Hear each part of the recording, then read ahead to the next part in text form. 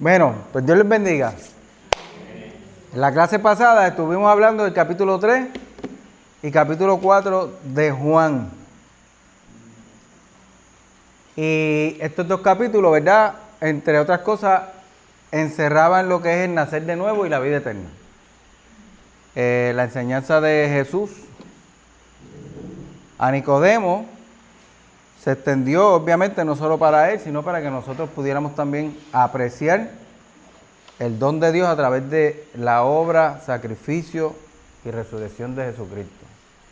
Así que hoy estamos por comenzar este nuevo capítulo, ¿verdad? Es el capítulo 5. Y este capítulo tiene pasajes que son, ¿verdad? Bien conocidos por nosotros. Por lo menos los hemos escuchado. Y siempre sé que van a traer bendición para nuestras vidas. Yo quiero recordarle que estamos en una clase, ¿verdad? Quiere decir que si alguien tiene una pregunta que, ¿verdad?, le impida entender lo que va a continuación, pues puede levantar la mano y con gusto pues aclaramos cualquier duda o ampliamos alguna cosa que haga falta, ¿verdad? La idea es que podamos aprovechar al máximo la enseñanza de la palabra del Señor. Amén. Así que yo voy a comenzar esta historia de continuación.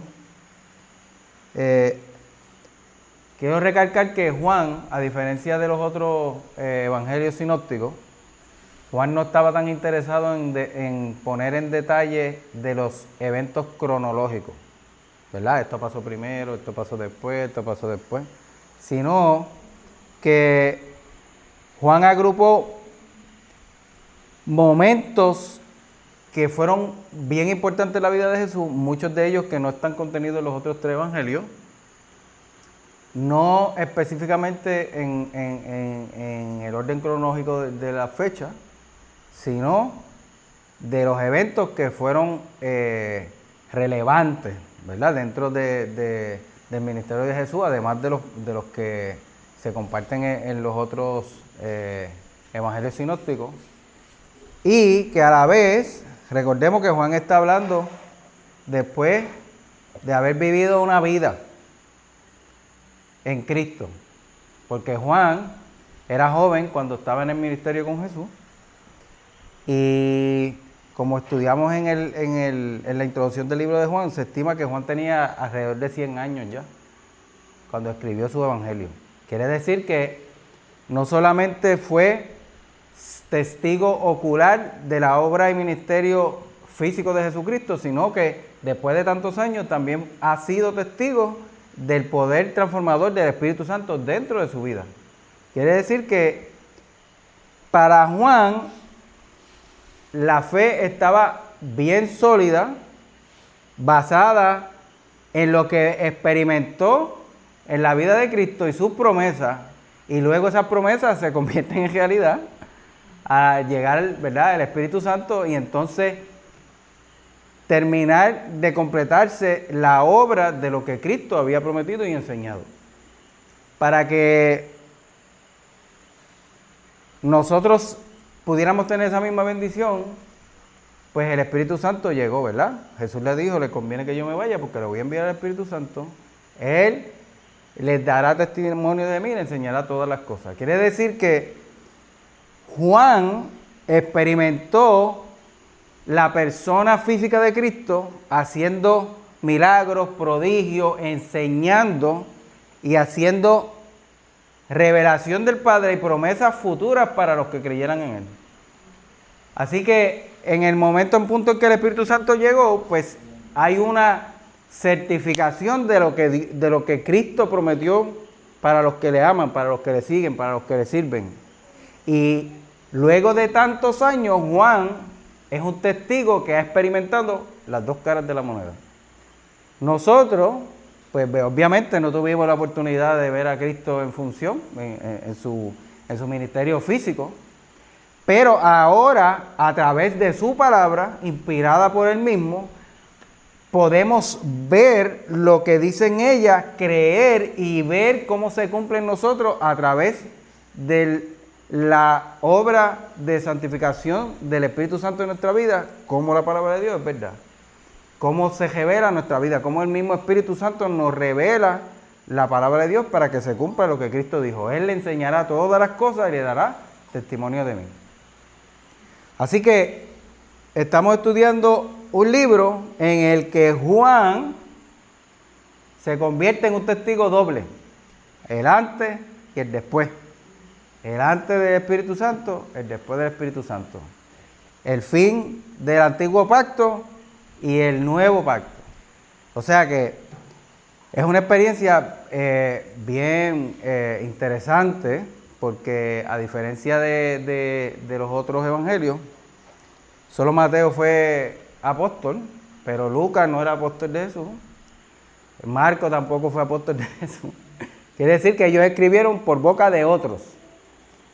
Pero Juan pues, está hablando de su propio testimonio y experiencia. Así que, obviamente, la Biblia dice que toda la escritura es inspirada por Dios, ¿verdad? Y eso hay que tenerlo claro. Pero, encima de que el Espíritu Santo inspire y revele, tener la experiencia también física, ¿verdad? Y esa comunión de caminar con Cristo todos los días y verlo obrar y actuar, pues, definitivamente le da un upgrade a la situación, ¿verdad? Y a la experiencia de la fe en Jesucristo. Así que el capítulo 5 comienza con el paralítico de Betesda. Esta Biblia dice Betsatá. Y estuve estudiando que los nombres distintos pues tienen que ver precisamente con las traducciones. Pues dicen que el Nuevo Testamento se escribió en hebreo, arameo y griego. Precisamente en lo que se usaba en el ambiente cuando Jesús estuvo en la tierra, en su ministerio, pues los primeros escritores escribieron desde su lengua, ¿verdad? Y luego pues se fue haciendo uso de la lengua que ya imperaba, que era la griega. Así que a veces hay variación de los nombres, Cefas, Pedro, ese tipo de cosas así, ¿verdad? Ahora como pero no es que está equivocado, es que el que hizo la inscripción pues usó uno de los nombres que tiene para utilizar en los diferentes idiomas. Así que dice así la palabra del Señor en nombre del Padre, del Hijo y del Espíritu Santo. Algún tiempo después, los judíos celebraban una fiesta y Jesús volvió a Jerusalén. En Jerusalén, cerca de la puerta llamada de las ovejas, hay un estanque que en hebreo se llama Betsatá o Betesda. Tiene 5 pórticos, en los cuales se encontraban muchos enfermos, ciegos, cojos y tullidos, echados en el suelo. Había entre ellos un hombre que estaba enfermo desde hacía 38 años. Cuando Jesús lo vio allí acostado y se enteró del mucho tiempo que llevaba así, le preguntó: ¿quieres recobrar la salud? El enfermo le contestó: Señor, no tengo a nadie que me meta en el estanque cuando se remueve el agua. Cada vez que quiero meterme, otro lo hace primero. Jesús le dijo: levántate, alza tu camilla y anda. En aquel momento el hombre recobró la salud, alzó su camilla y comenzó a andar. Pero como era sábado, los judíos dijeron al que había sido sanado: hoy es sábado, no te está permitido llevar tu camilla. Aquel hombre les contestó: el que me devolvió la salud me dijo: alza tu camilla y anda. Ellos le preguntaron: ¿quién es el que te dijo alza tu camilla y anda? Pero el hombre no sabía quién lo había sanado, porque Jesús había desaparecido entre la mucha gente que había allí. Esta escena es una escena que pudiera ser que para nosotros no sea común, ¿verdad? porque dado el lugar, el país donde vivimos, que a veces nos quejamos mucho de él, pero tenemos que darle gracias a Dios porque estamos mucho más adelantados que otros países, que son hasta mucho más grandes y más ricos que nosotros, ¿verdad? En elementos naturales para el beneficio del pueblo. Pero que los gobiernos, ¿verdad?, han hecho desastres con ellos. Pues nosotros no vemos esto así de literal, pues porque tenemos un sistema de salud, porque el más que menos tiene la oportunidad de llegar al hospital, de darse tratamiento, de atenderse. Pero hay otros países donde esto sigue siendo bastante común. Obviamente este tipo de cosas, de ver enfermos juntos, lamentablemente, si pudiéramos mirar de alguna manera este evento, porque imagínese usted que es un sitio público, ¿verdad? Una piscina pública. Vamos a pensar. Y allí iba la gente, porque recordemos siempre que la cultura de Israel era su religión, ¿verdad? Eso no pasa con muchos países. Pero para aquel tiempo, Israel vivía de acuerdo a su religión. Quiere decir que lo que hoy nosotros llamamos cultura, ¿verdad?, que acostumbramos a hacer esto, aquello y lo otro, pues ellos lo que acostumbraban a hacer era vivir y practicar lo que decía su religión. Por lo tanto, pues todos los eventos que ocurrían alrededor de la vida social de la gente tenía que ver con lo que la ley y las reglas que ellos habían implementado decían. Por lo tanto, allí había mucha gente con muchas necesidades, cojos, ciegos, tullidos, mancos, ¿verdad?, que llegaban al sitio, a esa piscina que era pública, para colmo, no había nadie que detuviera a la gente para entrar allí. Así que seguro no había regulaciones de gobierno, ni bomberos, ni no, te pasaste de la cantidad, no puedes entrar. No había nada de eso. Y a este hombre, definitivamente que alguien le hacía el favor de cada día llevarlo a aquel lugar, porque sí, lo que no creo era que durmiera allí, ¿verdad? Ese dato no lo tengo, porque si era público, pudiera ser que hasta eso pasara. Pero la realidad es que muchos como él llegaban al sitio. Así que él era un enfermo más, uno más del montón, un paralítico. Hoy día yo a veces veo en los videos de esos que ponen de cómo está la situación en algunos estados de Estados Unidos, donde hay mucha gente que está adicta al fentanilo y este tipo de cosas, ¿verdad?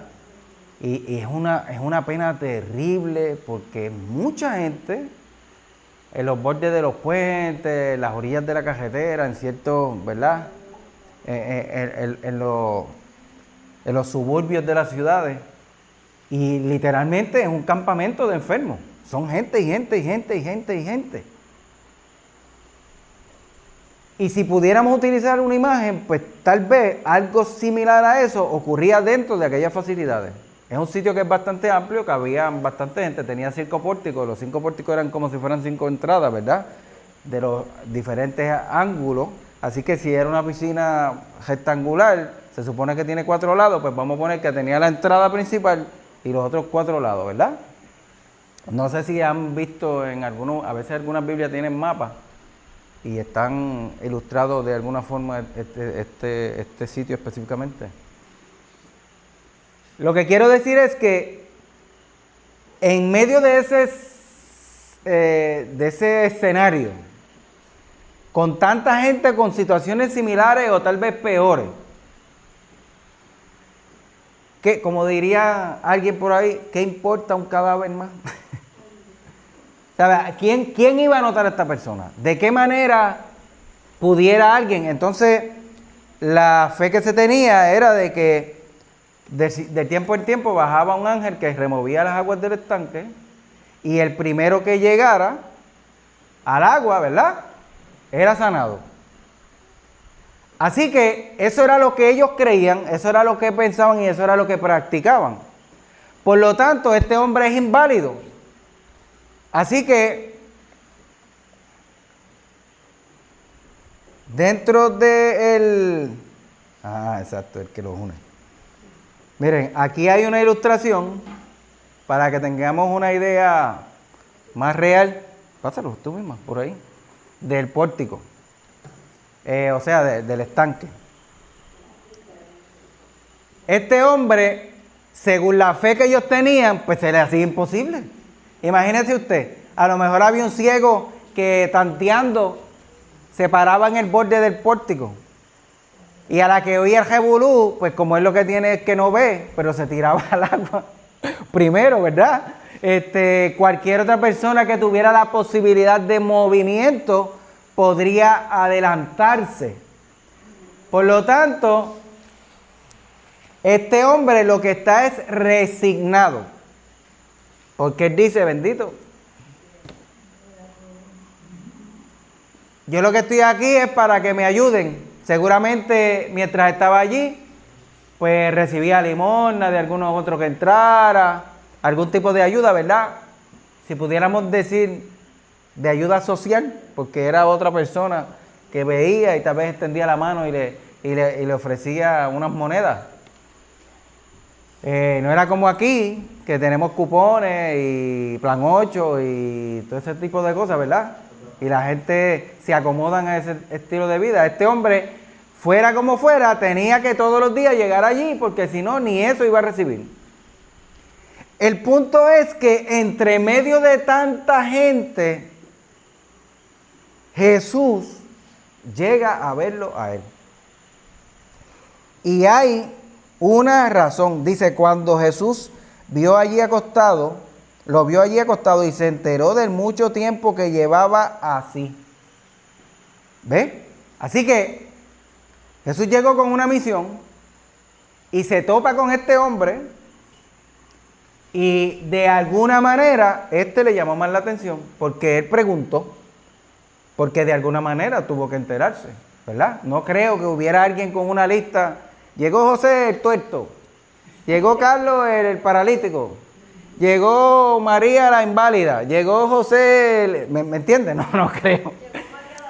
No creo que pasaran listas de los enfermos todos los días, ¿verdad?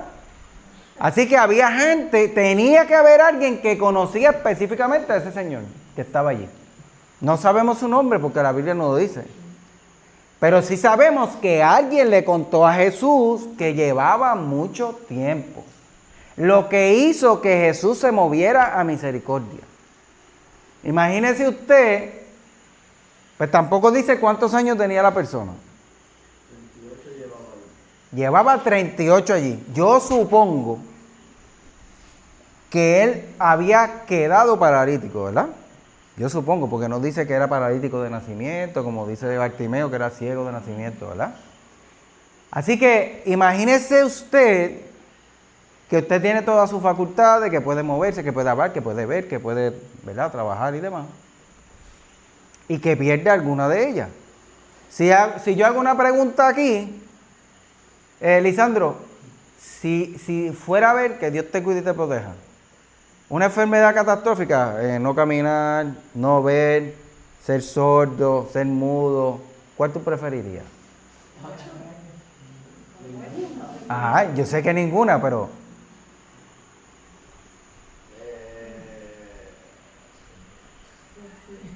No hablar, No hablar. porque puedo usar las manos. Ok. Miren, yo hago esta pregunta porque miren lo que cuesta. Todos dijimos ninguna. Todos dijimos ninguna porque todos tenemos nuestros 5 sentidos funcionando. Además podemos movernos, somos independientes, autosuficientes en ese sentido, ¿verdad? Y sería para nosotros catastrófico pensar en que una de esas cosas nos pase. No sé qué es peor. Si dejar de oír, si dejar de ver, si dejar de hablar, si dejar de moverme. ¿Verdad? Porque todas son difíciles.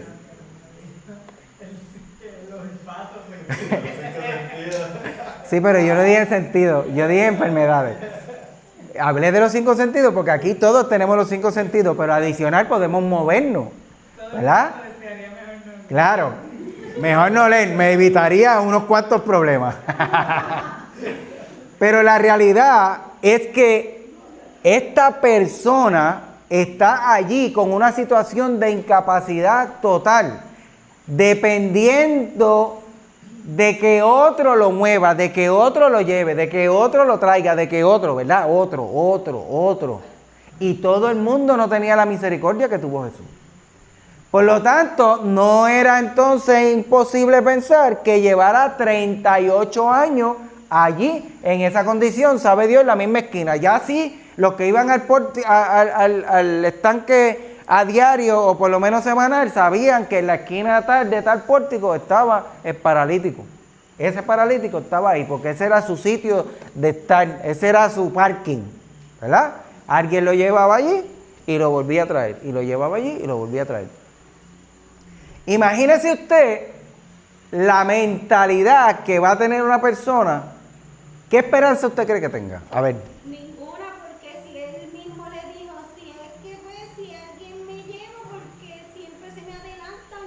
Claro, porque... No tenía ninguna, a menos que el que lo trajo se quedara con él y saliera corriendo con él y lo llevara. Pero tampoco sabemos, por ejemplo que dije ahorita, no sabemos si él estaba en el borde del agua, si estaba allá a la distancia, cuánta gente había en el medio. Fíjese que más adelante dice que cuando le preguntaron quién fue, no sabía quién era porque Jesús se le perdió en la multitud, se le perdió. Así que había mucha gente, no todos estaban acostados, había mucha gente de pie.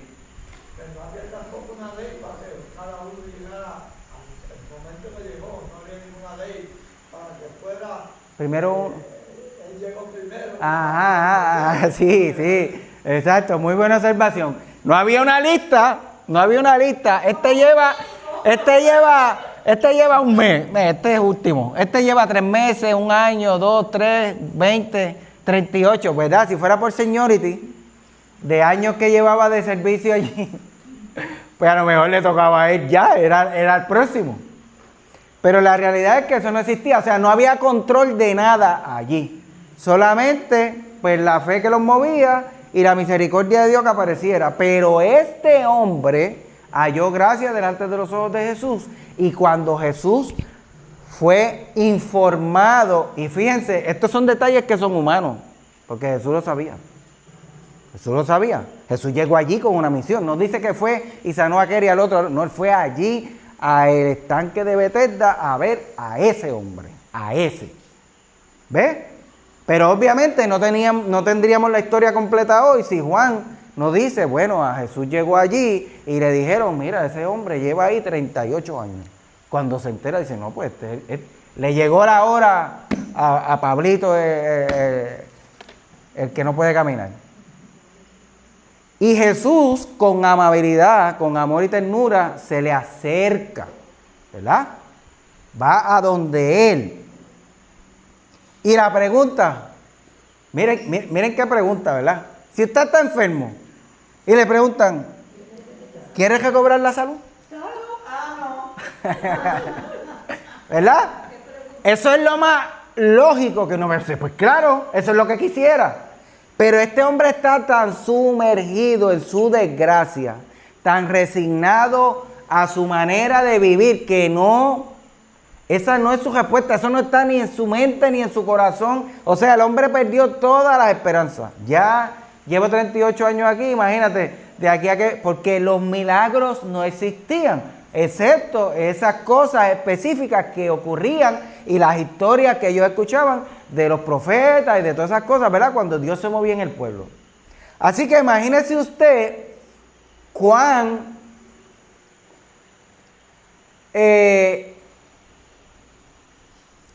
sumergido en su pena y su situación estaba este hombre.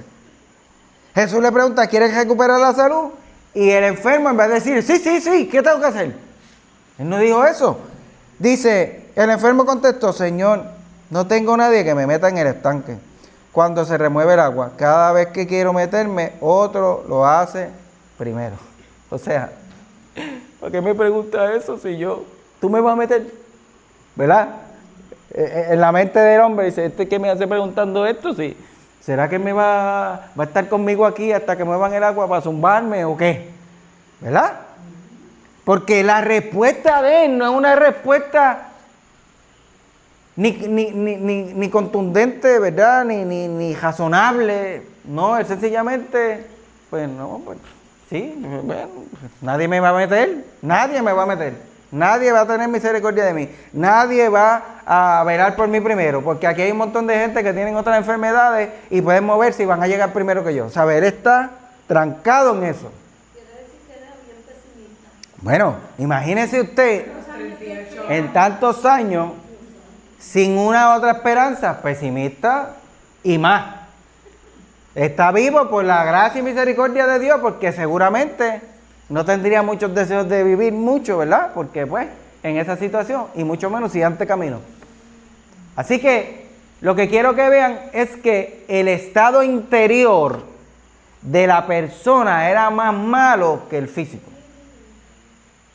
Todos estos capítulos, desde el 1 hasta el 4, hemos visto cómo el Señor se interesa más por lo interior que por lo exterior.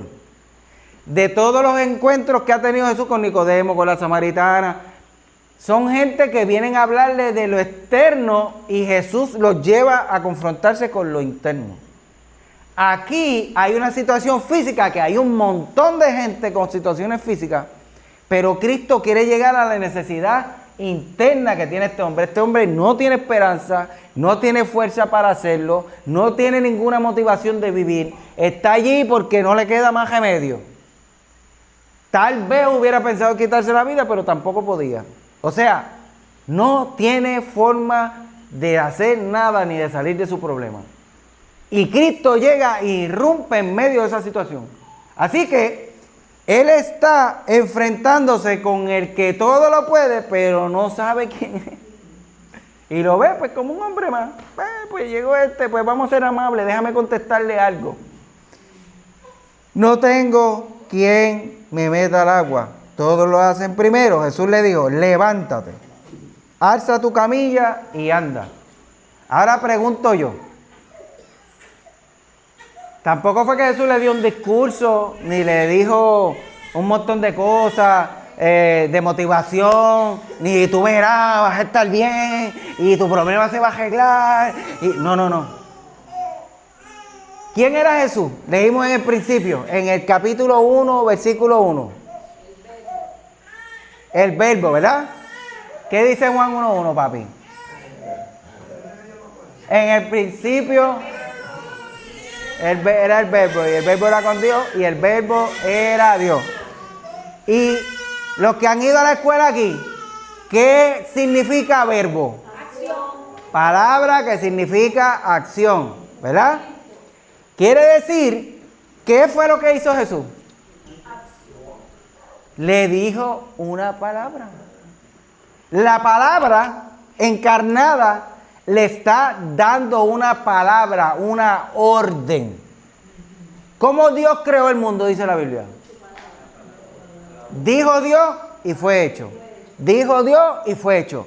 Pues estamos viendo aquí al Dios encarnado, al Hijo de Dios, a ese que vino a representar al Padre, a la palabra de Dios encarnada, diciendo lo mismo. Él no preguntó, Él no dio una orden, Él no pidió permiso, Él dije, levántate, toma tu camilla y anda. Eso es tener autoridad y contundencia de quién es y a qué vino, ¿verdad? No fue, levántate, toma tu camilla y anda. 3 verbos en una oración. Levántate, tómala y anda. Así que la palabra le dijo verbo y verbo y verbo. Porque Dios, el Espíritu de Dios es poder, es dinamismo, es autoridad. Algo tiene que producir cuando llega a tocar la vida del ser humano. Así que este hombre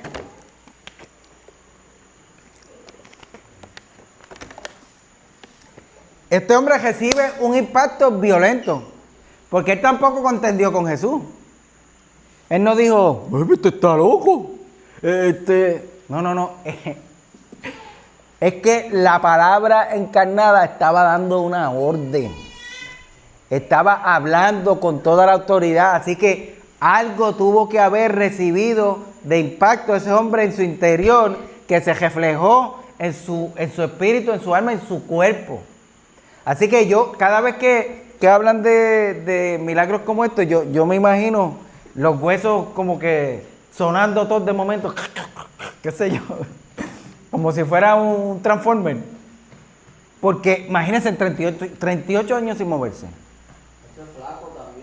Las piernas estaban disecadas. Estaba incapacitado, no tenía músculo, porque estaban secos. ¿Ah? Es que si nosotros nos ponemos a pensar, el hombre no se podía parar como estaba. No había fuerza en las piernas para sostener el cuerpo, porque esos músculos no existirían ya de tantos años. Usted ha visto la gente que lleva mucho tiempo en silla de ruedas, ¿verdad? Cómo se secan de los muslos para abajo, se secan, se vuelven unos huesitos, porque dejan de moverse los músculos, y los músculos de usted tienen carne porque usted se mantiene en movimiento y se ejercitan, ¿verdad? Así que Cristo hace un milagro que es mucho más grande de lo que leemos por encima. Es que él tuvo que haber experimentado algo a la hora de coger la camilla. Claro. Por eso mismo que están diciendo, porque cuando Dios le habla con esa autoridad, un impacto fuerte tuvo que haber tenido en su cuerpo. Quizás se le perdió Jesús porque estaba asombrado que las piernas le estaban creciendo, y en lo que le crecieron Jesús se fue. No lo sabe. Bueno, eso no lo dice la Biblia, pero algo pasó. El tipo que te sanó, tú estás ahí al frente. Ajá. Mirándose a sí mismo. Vamos a ver. Sí. La cuestión es que el paralítico no tuvo que hacer nada bueno. Nada. Que lo hizo todo. Amén. Lo hizo. Es lo mismo. Amén. A eso vamos. Porque nosotros estamos leyendo algo que hemos leído 1000 veces. 1000. Pero a que nunca nos habíamos sentado a pensar, ¿cómo fue esto? ¿Qué fue lo que tuvo que haber pasado? ¿De qué manera? Mire, mi hermano, es que un tipo de 38 años acostado sin moverse, de un brinco sale y actúa porque hay un hombre ahí que le acaba de decir, levántate, toma tu camilla y anda. Eso no es una cosa humana. Eso es algo sobrenatural que va por encima de los 38 años, por encima de la depresión, por encima de lo que pudiera estar dominando a ese hombre, de ese corazón que no pensaba ni sentía ya. El tipo le preguntan, ¿quieres ser sano? Y dice, no hay nadie que me meta el agua, ¿sabes? No tengo break. Y Jesús hace una exclamación de orden, ordena, y el tipo ¡pum!, automáticamente actúa. Hay un impacto que tiene que haber ocurrido dentro de la vida de ese hombre que de adentro hacia afuera lo hizo saltar y llevar a cabo la acción que le acaba. Es un comando. Te estoy diciendo que te levantes, tomes tu camilla y andes. Y yo no sé por usted, eso a mí me emociona. Yo te puedo decir algo. Claro. Es que ese hombre quizás sea el único que ha recibido ser una nueva criatura dos veces.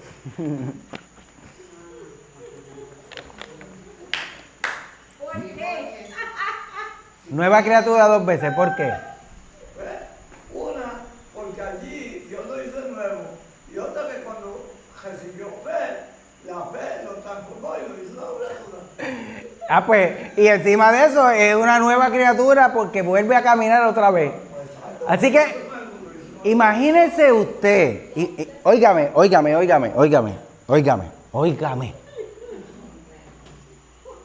Cristo está lleno del Espíritu Santo, ¿verdad? Que es su espíritu.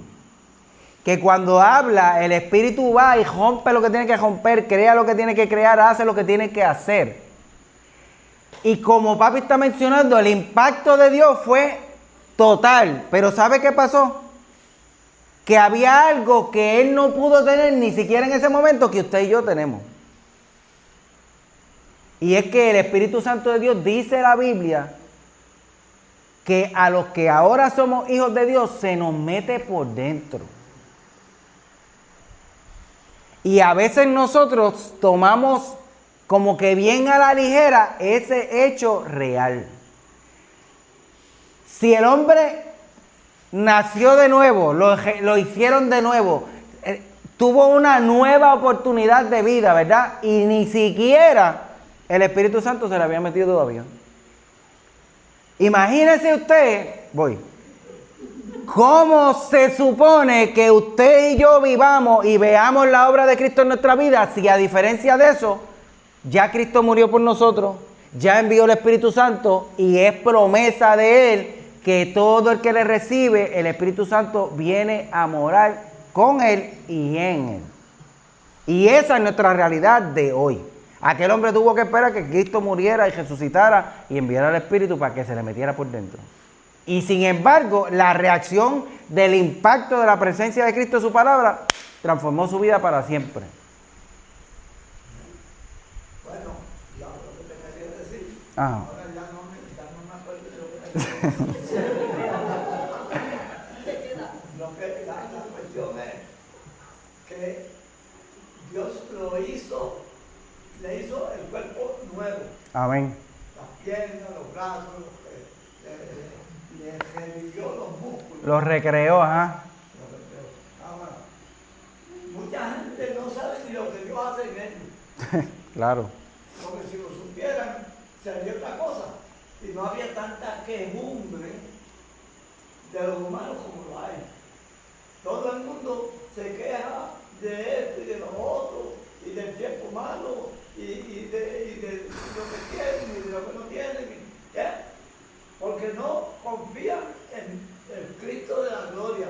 Si ellos confiaban en Cristo, sabían que si aquel que estaba inservible por fuera y por dentro, pues si el Señor lo hizo en él, también lo hace en nosotros. Amén, amén, amén. No hay problema de eso. En Dios tenemos todas las cosas. Dice, todo lo que le pidamos en su nombre será hecho. Amén. Por eso es que llama la atención que estando en la condición en que estaba y sin que todavía pudiera tener la realidad que tenemos nosotros hoy, ese hombre reaccionó al llamado de Dios y a la voz de Dios, a la orden de Dios de una manera inmediata. Y mire lo que dice.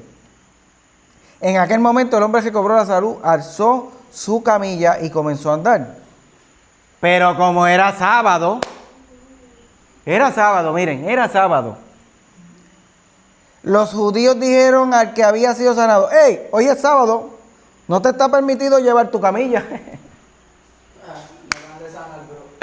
Por favor, si la camilla lo había llevado a él por 38 años y ahora lo acaban de sanar, de hacer nuevo. El hombre está en un viaje, como decía Lisandro hace un momento. El tipo está como maravillado. ¿Qué me pasó? Mira, lo que me diga ese hombre, yo lo voy a hacer. No, ¿qué voy a pensar yo? Que si hoy es sábado, sabe Dios ni sabía qué día era, porque para él todos los días eran iguales. Pero aquel hombre que acaba de ser una maravilla en su vida, le dio una orden: levántate, toma tu camilla y anda. Pensé que él estaba ya acostado, que nadie lo hubiera cargado un sábado para la piscina. Pues sí, lo más seguro había llegado el viernes por la tarde, porque empezaba el sábado para los judíos. Esa es buena observación. Quiere decir que el hombre, lo menos que va a pensar es ni qué día es hoy, ni qué es lo que puedo o no puedo hacer. Aquí me acaban de hacer nuevo a mí, me acaban de sanar el alma, el espíritu, el cuerpo. Y el que lo hizo, que tiene una autoridad por encima de cualquiera, porque eso es lo que sucedió. Él está reaccionando y reconociendo la autoridad del que le dijo: levántate, toma tu camilla y anda. Olvídate tú de lo demás. Este es el hombre que manda aquí. Y él obedientemente hace lo que le dice y recibe su milagro. Así que la fe es importante, ¿verdad? Pero ¿qué es Cristo?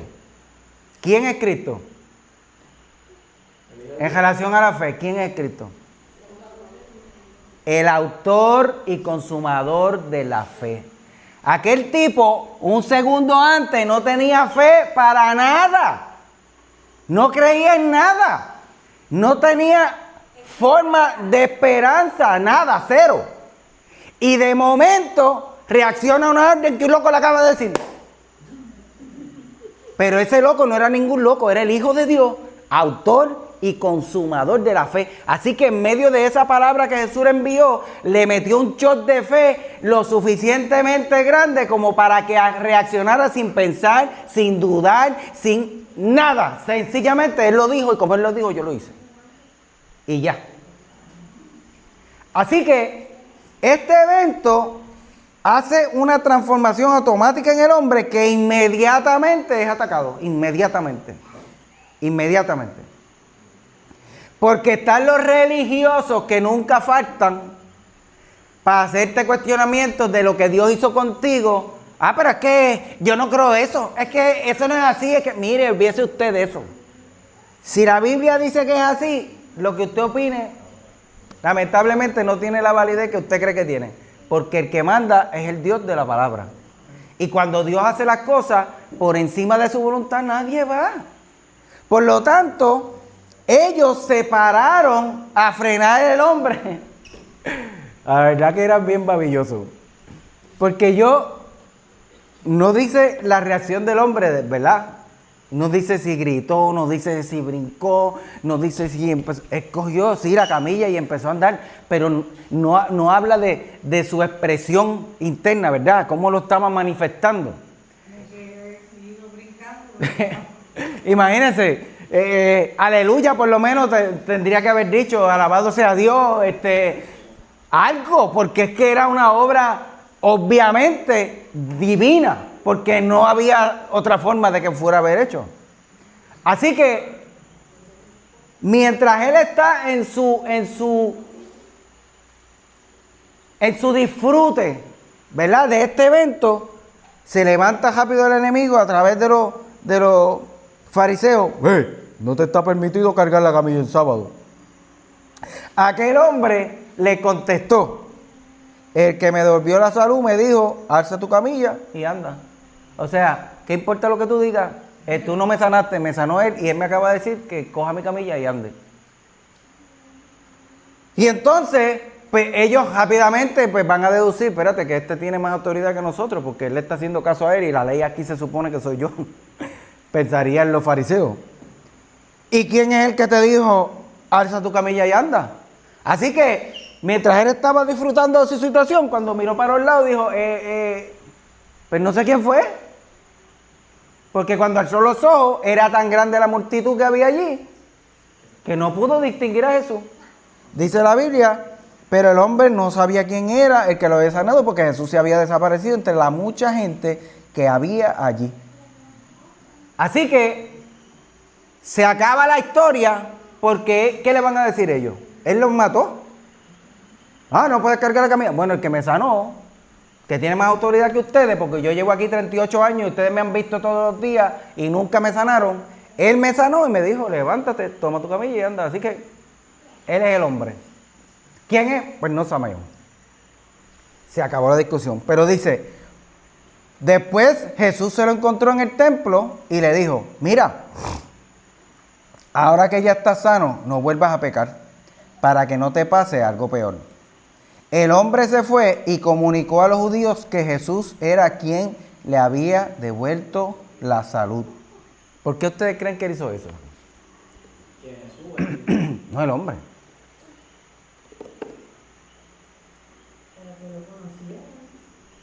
¿Sí?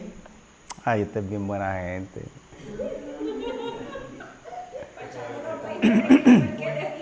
¿Ah? A los fariseos, sí. Como diga a los judíos, no es al pueblo.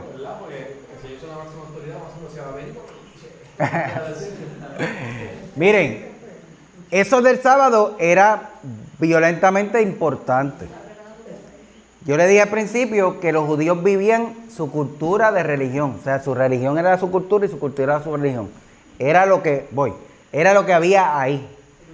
Por lo tanto, él escuchó, porque frenesí del evento, de que fui sanado, de que, ¿verdad? Eso pues va a llegar un momento en que el hombre ya va a estar calmado y wow, ¿y quién será este? Pero de momento habrá pensado, oye, pero yo violé la ley, bien fuerte. ¿Usted sabe lo que le pasaba al que violaba la ley del sábado?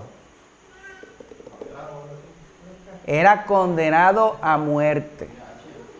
Lo podían apedrear, allí mismo, en aquel momento, lo podían haber apedreado públicamente porque violó los reglamentos que los fariseos y los escribas habían puesto de la ley. No la ley divina, porque Jesús no vino a violar la ley, Jesús vino a cumplir la ley, pero era la ley del Padre, no los reglamentos que los hombres empezaron a poner por encima de la ley. Pero los reglamentos y estatutos que ellos habían establecido decía que alguien que violara la ley, y más así de descaradamente, y encima de eso decirle a los jueces de la ley, él me mandó y yo lo voy a hacer porque él me lo dijo. Imagínese usted, como si usted, no sé, está frente de un policía y se come la lujosa frente del policía. Lo menos que le va a pasar es que le van a dar sendo boletón. Pues no importa, porque era... exacto. Eso pudiera ser así y era un caso similar. Lo que pasa es que no era un policía, era el juez. Era el tope de la ley, del juzgado, ¿sabe? No había que ir a corte para eso. El tipo ya estaba condenado, ahí, automáticamente. Lo que cambió las cosas fue que ellos se tuvieron que dar cuenta que el que sanó a ese hombre tenía más autoridad que ellos. Que no podían negar que hubo un acto divino. Y para colmo, él no supo identificar quién era. ¿Ves? Pero aquí el hombre va para atrás a comunicárselo a ellos, porque después de haber recibido la salud y todo, y estoy bien, pues yo no quiero que me maten. Pues mira, no es que se viró contra Jesús, no es que lo traicionó, es sencillamente que culturalmente hubo una situación que él recapacitó y dijo, espérate, para por si acaso, que no me, déjame librarme el pellejo, miren, aquel, este fue el que me sanó, ¿te acuerdas todavía lo que iba a decir? Lo que pasa es que esa cultura que tú dices, Ajá. no es cultura que fuera hecha por Dios mismo. Claro que no. Es la cultura de Moisés. Lo que Moisés enseñó y ellos practicaron hasta allí. Porque hasta que Jesús llegó, lo que se practicaba en Israel era toda la ley de Moisés. Sí. Así es que hay que entender que toda la cultura que tenía el pueblo de Israel se basaba en la ley de Moisés. Bueno, se basaba en la ley de Moisés, pero adicional los escribas y los fariseos, que eran... Ellos también. Sí, pero ellos habían añadido reglas que no existían en la ley ni en los profetas. Por lo tanto, de lo que estamos hablando aquí es que ellos dejaron el mandamiento divino y se afianzaron y se arraigaron en la doctrina de los hombres. Porque el mandamiento decía que guardará el sábado para santificarlo. Entonces, el problema de ellos fue que se sentaron juntos a pensar, pues qué cosas no se podrán hacer el sábado. Pues no puedes llevar carga. ¿Pero qué es una carga? Miren por dónde van, y el mandamiento tiene que ver con otra cosa. Pero es que eso lo habían aprendido desde la misma ley de Moisés, porque Moisés fue el que dictó todas las leyes a Israel para que el pueblo viviera por ellas. Sí, pero de lo que estamos hablando es mucho después de Moisés. Y no tiene que ver con lo que Moisés estableció específicamente, porque el problema fue que ellos dañaron el mandamiento, lo dañaron, le añadieron cosas como las dogmas que añade la iglesia, que no tienen que ver con la escritura, pues eso pasó. Así que lo que Moisés escribió llegó hasta un punto, pero ellos lo elevaron a un punto, pero que no tenía nada que ver con Dios. Por eso Cristo vino a confrontar con la ley divina lo que ellos llamaban ley, porque no era lo mismo. Y a eso se refiere el hecho, porque Jesús en unos eventos, ¿verdad? En otros momentos donde, por ejemplo, los discípulos recogieron espigas un sábado, Jesús sanó a uno que tenía la mano seca el sábado. Jesús le dijo a los fariseos, a los judíos, yo soy el Señor del sábado. Le dijo él. Así que Cristo no vino a violar la ley del Padre, Él vino a cumplir la ley del Padre. Lo que no iba a permitir era que ellos siguieran engañando al pueblo, diciéndole que la ley del Padre era una cosa cuando era otra. ¿Ves? Así que eso específicamente era lo que quería Jesucristo implementar aquí. El hombre, dice, le comunicó a los judíos que Jesús era quien le había dado la salud. Por eso los judíos perseguían a Jesús, pues hacía estas cosas en sábado. Pero Jesús les dijo, mi Padre siempre ha trabajado y yo también trabajo. Por eso los judíos tenían aún más deseos de matarlo, porque no solamente no observaba el mandamiento sobre el sábado, según ellos, sino que además se hacía igual a Dios al decir que Dios era su propio Padre. Así que esto era un hecho bien serio para ellos. Pero Dios descansó, dice la Biblia, el séptimo día descansó de su obra. ¿Por qué descansó? No, él no era humano. Yo estoy hablando de Dios. En el principio dice que creó los cielos y la tierra y el séptimo día descansó. Descansó no porque estaba cansado, fue que terminó de crear. Ya no había más nada que crear, Él lo creó todo. Pues descansó, ya, paró la obra. Le puso pausa a eso. Pero ¿quién sigue teniendo control del universo? ¿Quién lo mantiene en sus manos, dice la Biblia? El mismo que lo creó. Quiere decir que Dios nunca se ha detenido de hacer las cosas que benefician su creación y de mantener el cuidado y el control de todas las cosas. Por lo tanto, la respuesta de Jesús es precisamente para hacerle entrar en razón a ellos de lo que Él está tratando de enseñar. Y le está diciendo, mi Padre siempre ha trabajado y yo también trabajo. Quiere decir que es lo que le está diciendo, yo estoy haciendo lo que mi Padre hace. Y Él nunca se detiene y yo no me detengo. Y Él quiere sanar y yo sano. Y Él sigue haciendo su obra de bendición, de amor y misericordia por el ser humano. Y a eso vine yo. Así que hay un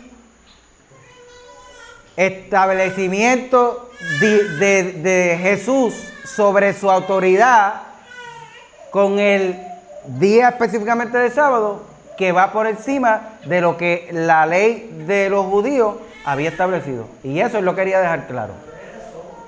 Él hace un nuevo pacto con los hombres. Porque el pacto antiguo no tenía forma de salvación sino el nuevo pacto. Amén. Exacto. Por eso, en las otras clases anteriores estábamos hablando de que Jesús vino a cumplir la ley y mientras cumplía la ley, establecía las bases del pacto nuevo que iba a establecer después de su muerte y resurrección. Por eso Él está dándole duro. Mira, aquí dice, por eso los judíos que tenían más deseos de matarlo, porque hacía estas cosas en sábado. Quiere decir que era común, ¿verdad? Porque Jesús no se detenía. Si había un enfermo lunes, lo sanaba martes, jueves, viernes, y si era sábado también. Porque Él no va a detenerse de hacer la obra que vino a hacer. De hecho, el tiempo para Dios no existe. Claro, No existe para nosotros. claro, claro. Así que Cristo deja establecido que Él vino a cumplir la voluntad del Padre y que el sábado también es propiedad de Dios y Él va a hacer lo que el Padre le diga que haga, no importa lo que piensen los hombres ni las leyes que los hombres hayan puesto. Él vino a cumplir la ley de Dios y el reino de Dios establece misericordia, justicia, paz y gozo. Y para hacer eso, pues tiene que hacer las obras que Él vino a hacer. Así que es interesante, ¿verdad? Cómo podemos ver la obra de Cristo en la vida de los hombres, en su palabra, cuando nos adentramos, ¿verdad? A meditar y a profundizar en cómo sucedieron las cosas. Vamos a leer del 19 al 29. ¿Quién quiere leer? Luis, ok. Jesús les dijo, les aseguro que el Hijo de Dios no puede hacer nada por su propia cuenta, solamente hace lo que va a hacer el Padre. Todo lo que hace el Padre también lo hace el Hijo. Pues el Padre ama al Hijo y le muestra todo lo que hace, y le mostrará cosas todavía más grandes que os dejarán a ustedes asombrados. ¿Hasta dónde dice? Sigue. Porque así como el Padre resucita a los muertos y les da vida, también el Hijo da vida a quienes quieren dársela. Y el Padre no juzga a nadie, sino que le ha dado a su Hijo todo el poder de juzgar, para que todos den al Hijo la misma honra que dan al Padre. El que no honra al Hijo tampoco honra al Padre que lo ha enviado. Pausa. Miren, ya Cristo entró en un tema más profundo, ¿verdad? Porque no está hablando del sábado. Está hablando del dueño del sábado. Y está dejando las pautas bien claras de lo que es Dios en la vida de él y él en la vida divina, ¿verdad? Y él está haciendo delante de los hombres un establecimiento de quién es él y la relación que tiene con el Padre. Recordemos que los judíos y la religión judía no tenía la oportunidad de usted y yo orar, ¿verdad? Como lo hacemos ahora, que vamos al Padre en el nombre de Jesús, para pedir perdón por los pecados, para comunicarse con el Padre, para tal vez recibir algún mensaje de Dios para usted. Había que ir al templo, había que ir donde alguien tenía que llevar una representación de usted en una ofrenda para que otro hiciera el trabajo por usted, porque no podía usted mismo tener esa posibilidad, ¿verdad? El pueblo llegaba de los atrios al lugar santo. De ahí nadie podía pasar y los sacerdotes siquiera eran los que podían oficiar ahí. Y dice la Biblia que una vez al año, un sumo sacerdote podía entrar al lugar santísimo a hacer las ofrendas por el pueblo y demás. Y si no estaba bien delante del Señor, por eso le ponían una campanita en el pie, en una pierna, y le amajaban una soga en la otra. Porque nadie podía entrar a sacarlo. Porque allí descendía la misma presencia de Dios. Quiere decir que cuando ese hombre entraba, el más asustado que entraba era el sumo sacerdote. Porque tenía que tener su vida en buena cuenta con Dios. Pero él no era capaz de juzgar eso. Eso lo juzgaba Dios mismo. Y el pueblo, ¿qué hacía? Siempre a la expectativa. Esperando. Mientras oigamos la campanita, está todo bien. Si la campanita dejaba de sonar, había que tensar la soga a ver qué pasaba. Y si no reaccionaba, ¿qué había que hacer? Jalarlo. Pero había que oficiar la ofrenda porque eso se hacía una vez al año, no había otra fecha. Así que iba el próximo. No sabemos, eso no está escrito, ¿verdad? Tengo que ir al baño, pasa tú.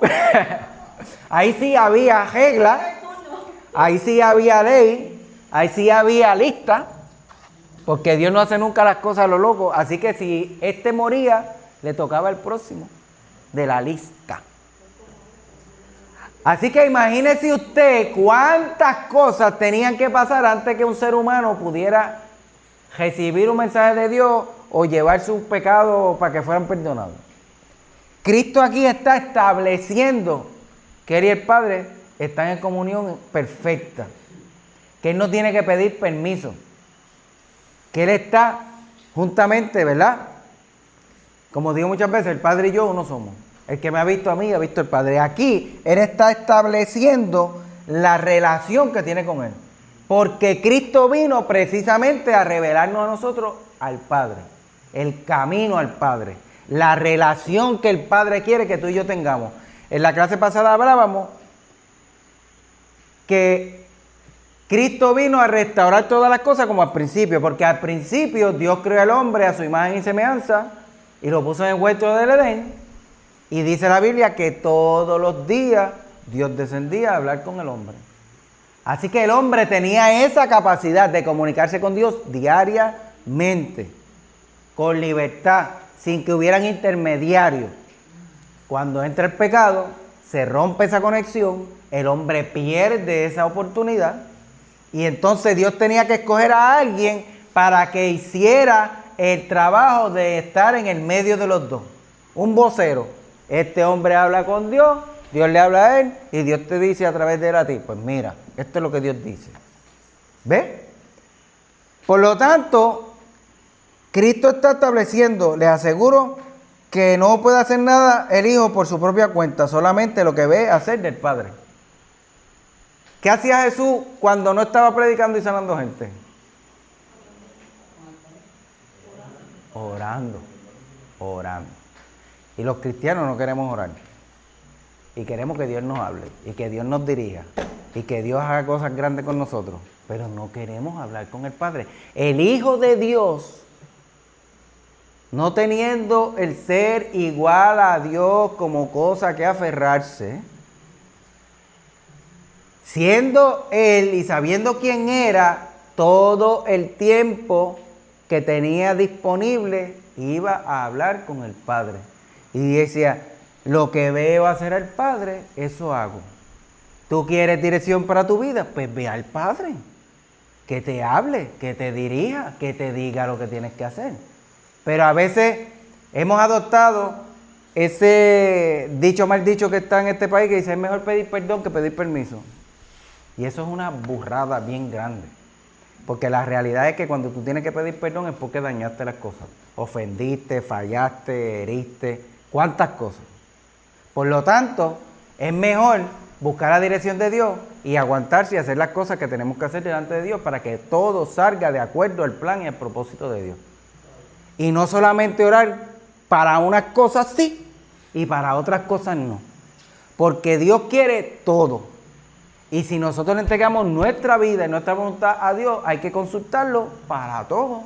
Porque para todo Él siempre tiene la mejor respuesta. Así que, como un padre que ama a sus hijos, si usted mete la pata por no buscar orientación y dirección divina, y coge el cantazo y se arrepiente y viene llorando, pues dice la Biblia que a un corazón contrito y humillado Dios no lo va a despreciar, ¿verdad? Pero Dios quiere evitarnos los dolores de cabeza, los problemas, las situaciones innecesarias. Y necesitamos buscar la dirección de Dios para que pueda ocurrir. Todo lo que hace el Padre lo hace también el Hijo.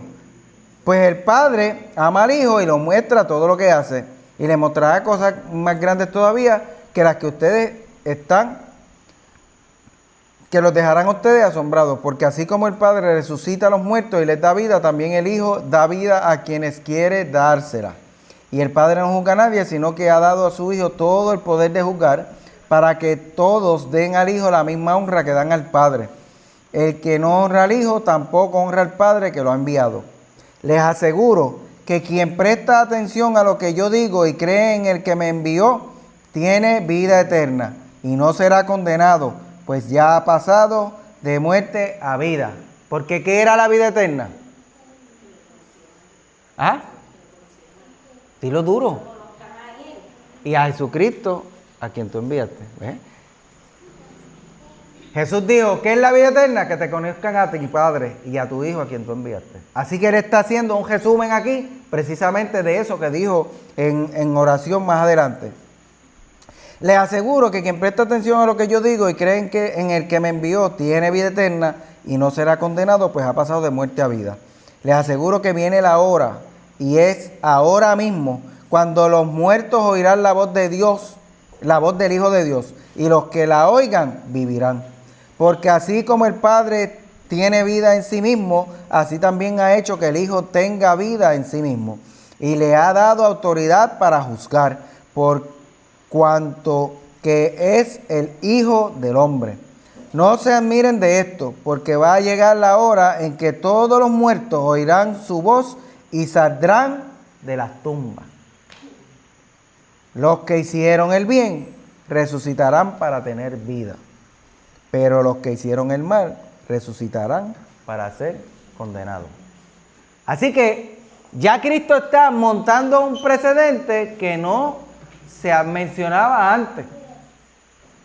Porque cuando Cristo implementa, ¿verdad? Porque Él sabe a lo que vino. Él está cumpliendo con la ley, con el antiguo pacto, pero Él vino a establecer el nuevo.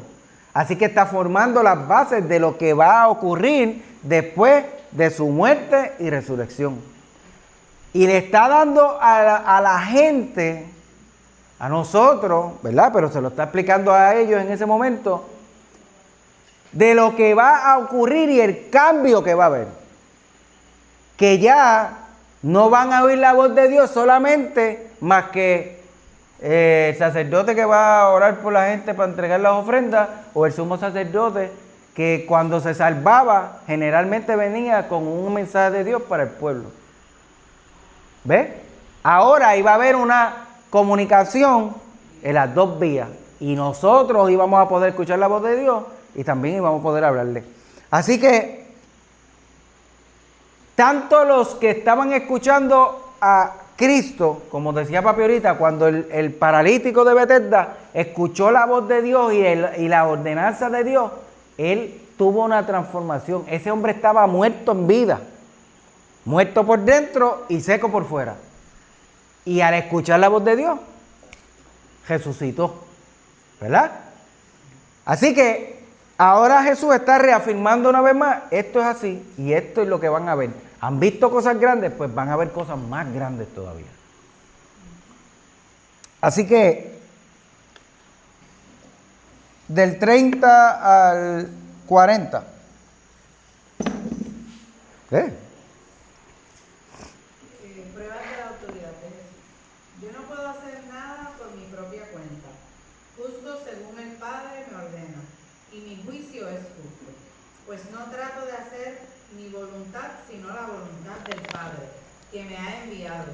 Si yo diera testimonio en favor mío, mi testimonio no valdría como prueba.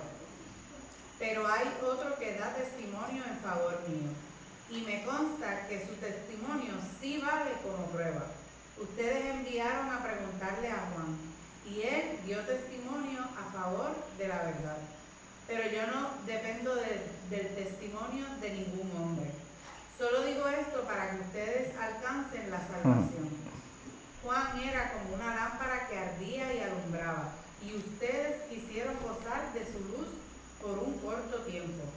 Pero tengo a mi favor un testimonio más valioso que el de Juan, lo que yo hago, que es lo que el Padre me encargó que hiciera. Comprueba de que verás. Comprueba que de veras. Que de veras, exacto. El Padre me ha enviado. Y también el Padre que me ha enviado da testimonio a mi favor. A pesar de que de ustedes nunca han oído su voz ni lo han visto, ni dejan que su palabra permanezca en ustedes, porque no creen que en aquel que el Padre envió.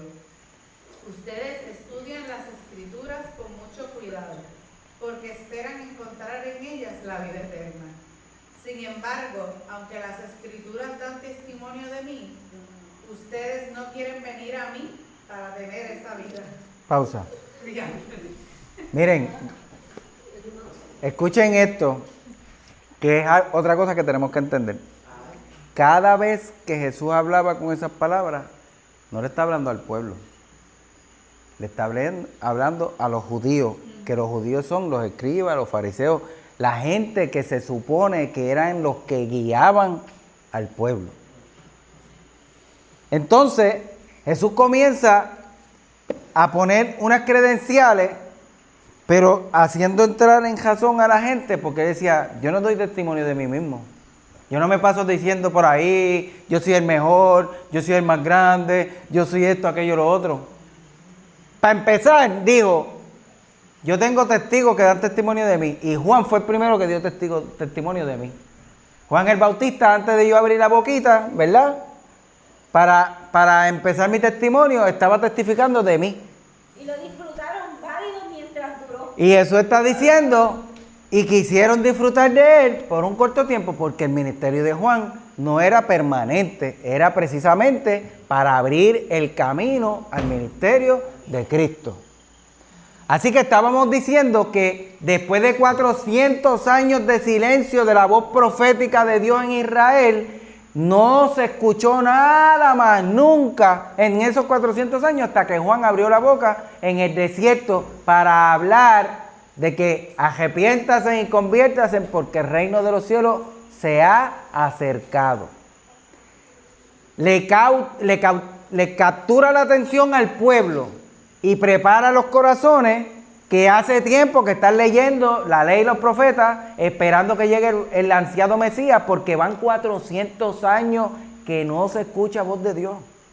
Así que, ¿qué le tocaba? Tenían que estudiar la Escritura. Por eso Jesús está diciendo, ustedes estudian la Escritura porque piensan que en ella van a obtener la vida eterna. Pero ¿qué dice? Sin embargo, aunque las Escrituras dan testimonio de mí, ustedes no quieren venir a mí para tener esa vida. ¿Qué le está diciendo? Esperaron 400 años.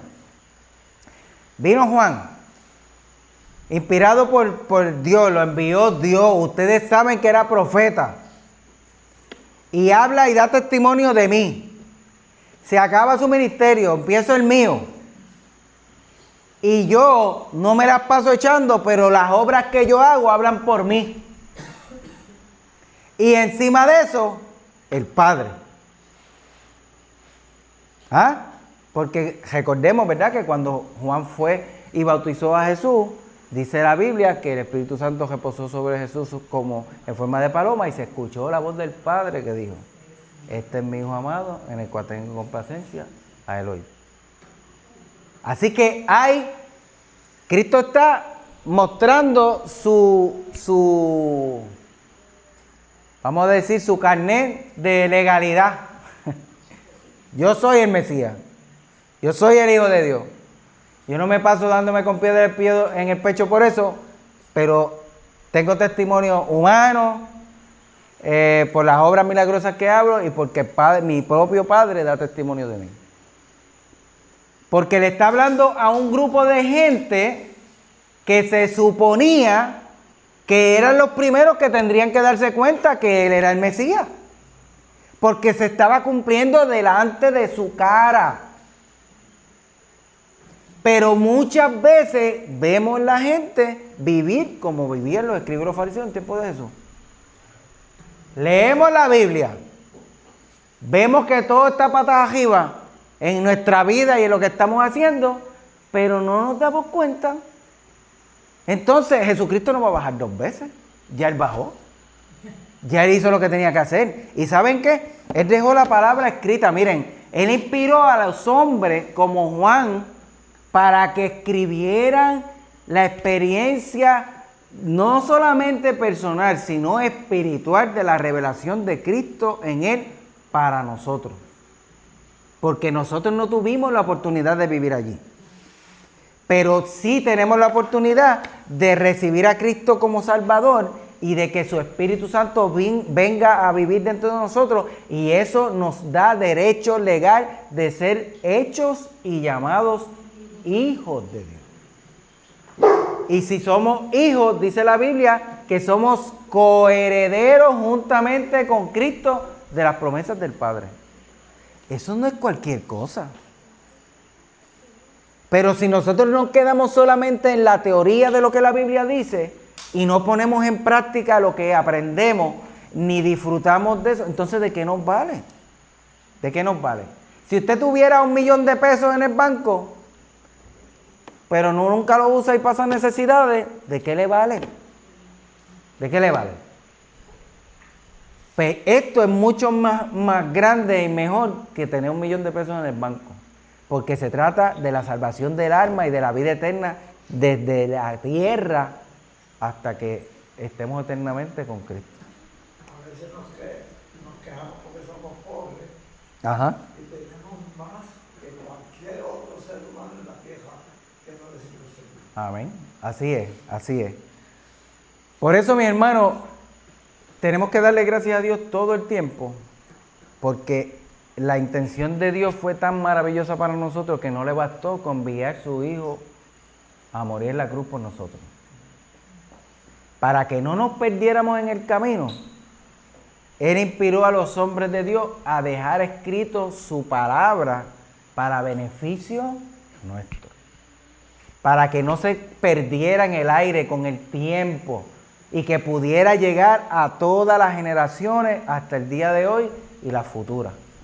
De hecho, cuando Jesús estaba haciendo su oración por los discípulos, nos incluyó a nosotros también y le dijo: Padre, oro por aquellos que habrán de creer por causa de ellos. Y en eso estamos usted y yo, que han pasado años y años y años y Dios se ha encargado de hacer que su mensaje llegue y llegue y llegue, porque Él es paciente, no queriendo que ninguno perezca, sino que todos procedan al arrepentimiento. Por eso dejó su palabra establecida para nosotros. Y luego de presentar esas credenciales, en el 41 dice: yo no acepto gloria que venga de los hombres. Además, los conozco a ustedes y sé que no tienen el amor de Dios. O sea que todo lo que hacen es por conveniencia, por beneficio y para que los vean. Por eso cuando le preguntaron a Jesús: Señor, enséñame a orar, Jesús dijo: los voy a enseñar a orar, pero no hagan como estos hipócritas que se paran en las esquinas de las plazas y oran en voz alta creyendo que por eso van a ser escuchados. ¿Ah? ¿Por qué? Porque no tiene que ver con lo que la gente opine de mí, es lo que Dios diga que yo soy. Y eso habla de una relación estrecha entre Él y yo. Y es la relación que Dios quiere tener, porque Él vino a revelarnos el camino al Padre para que nosotros podamos tener relación directamente con Dios. Amén. Así que yo he venido en nombre de mi Padre y ustedes no me aceptan. En cambio, si viniera otro en nombre propio, a ese lo aceptarían. ¿Cómo pueden creer ustedes si reciben la gloria los unos de los otros y no buscan la gloria que viene del Dios único? Wow. Miren, ¿usted entendió ese versículo?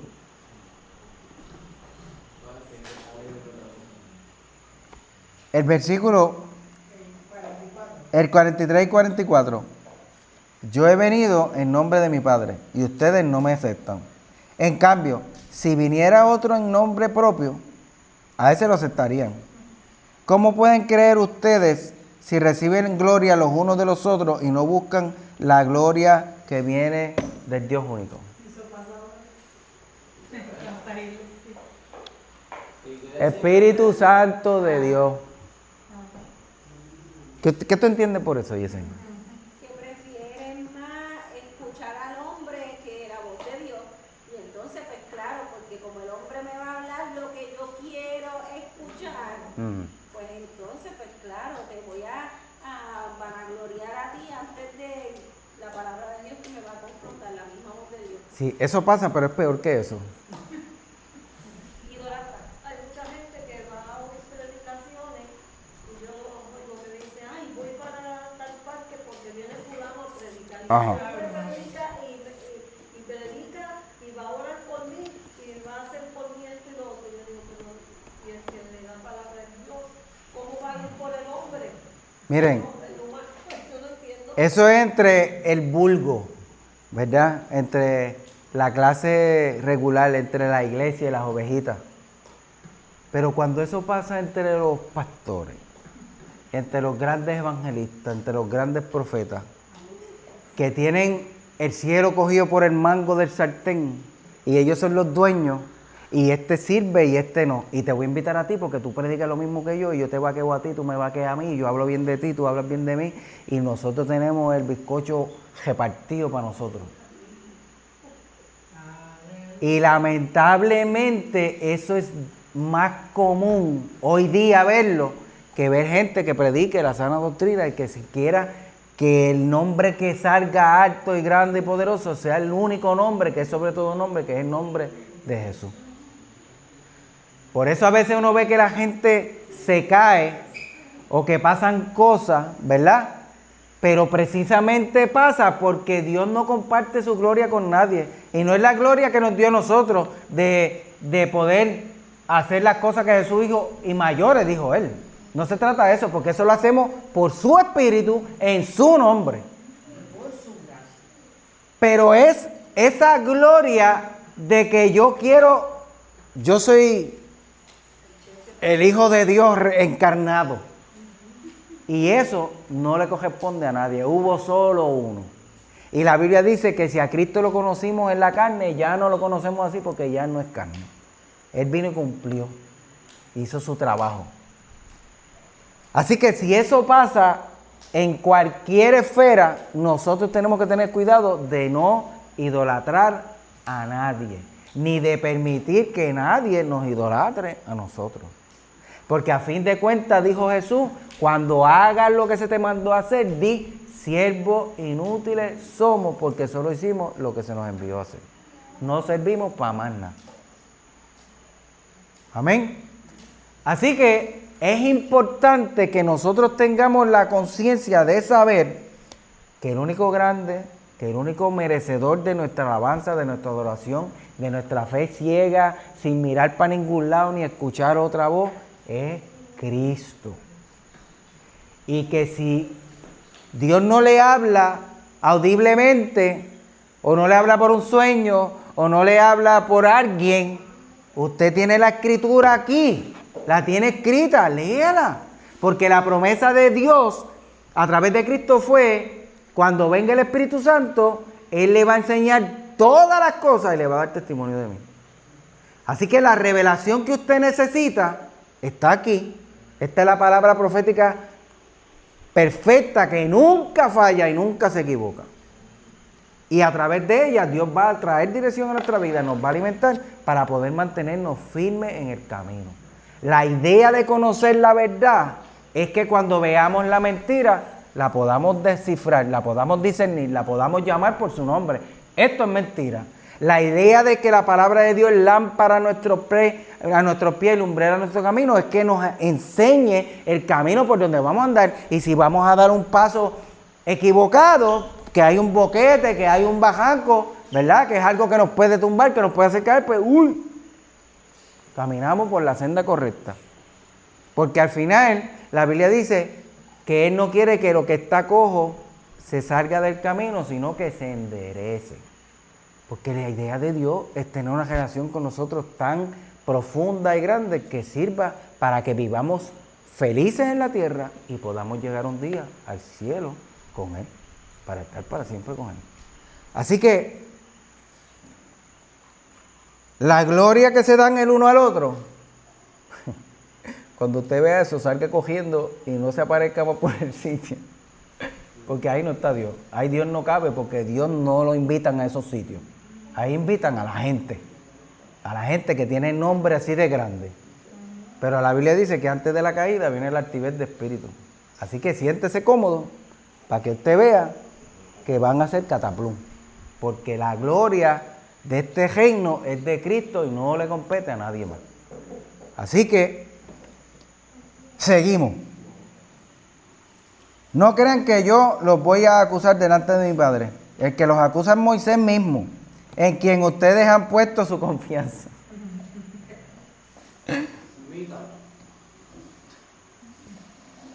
Porque si ustedes le creyeran a Moisés, también me creerían a mí, porque Moisés escribió acerca de mí.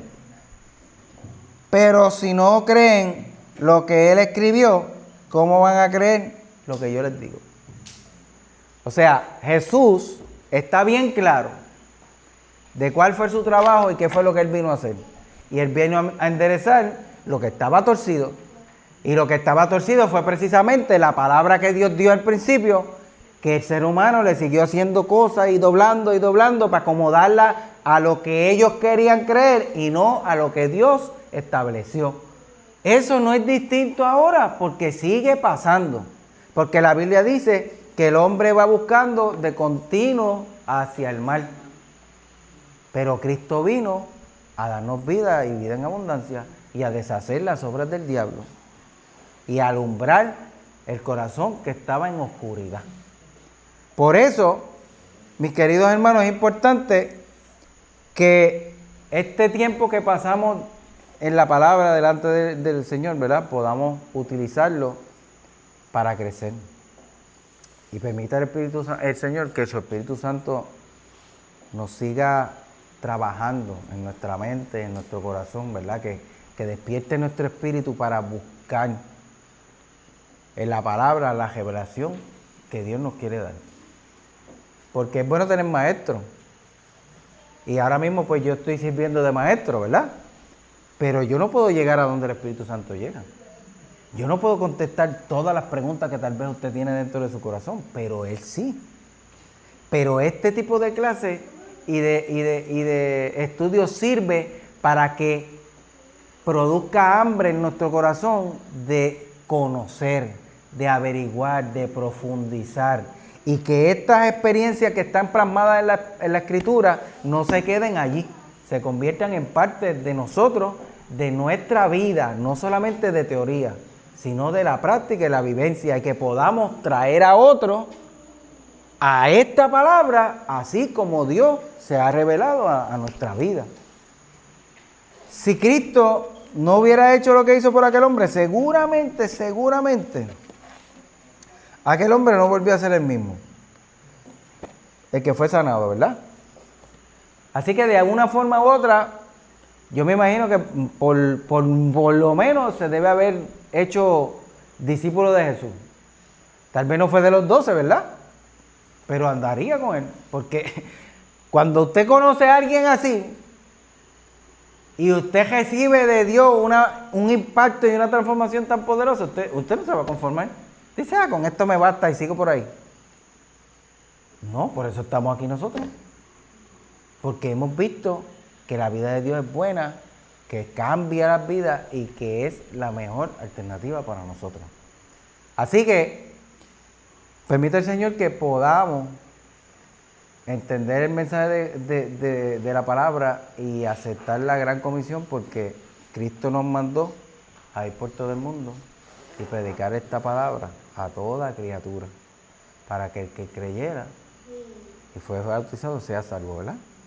Así que si nosotros hemos tenido esta oportunidad, pidámosle al Señor que nos dé de nuevo por predicar su palabra, por hablarle a la gente, por servirle de ejemplo, de testimonio, por guiarlos a Cristo. Hay tanta gente, el mundo está perdido. La gente no sabe el porqué de las cosas y se meten más adentro cada vez, peor. Y para ellos piensan que están bien y van de camino al bajanco.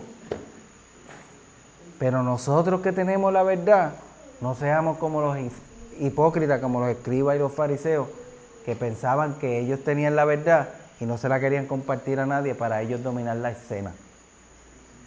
Sin embargo, el Hijo de Dios tuvo que despojarse de sí mismo y hacerse hombre para venir a alumbrarle el camino y el corazón a la gente para que pudiéramos ver y conocer a Dios. Pues permita al Señor que podamos seguir haciendo el trabajo que Cristo nos encomendó. Porque Él se fue al cielo, pero mandó su Espíritu a vivir dentro de nosotros para que continuemos con su obra de salvación y evangelización del mundo. Amén. Así que aprovechemos. Y cada vez que, como estamos estudiando el libro de Juan, pues léalo. Y en cada capítulo que encuentre preguntas, hágala. Participe. Traiga inquietudes. Vamos a hacer ¿verdad? Que podamos sacarle el máximo provecho. Y mientras usted va estudiando, cada vez que lo repite, pues se va amplificando, ¿verdad? Y va entendiendo mejor el mensaje de lo que se está estudiando. Así que, pues, si Dios nos permite, vamos a hacer el 6 y el 7. El 6 es bien largo. Es más largo que este. Y si la clase se pone buena, pues pasan estas cosas. Pero estudie, ¿verdad? Y pídale al Señor que vaya trayendo revelación y que nos prepare para que esta palabra que estamos estudiando se grabe en nuestro espíritu, en nuestra alma, y que podamos sacarle el mejor provecho y crecimiento para nuestra vida y para bendición de los demás. Amén. Así que vamos a terminar la clase y vamos a orar y darle gracias a Dios.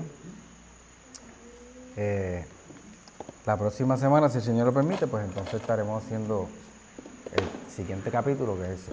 Amén.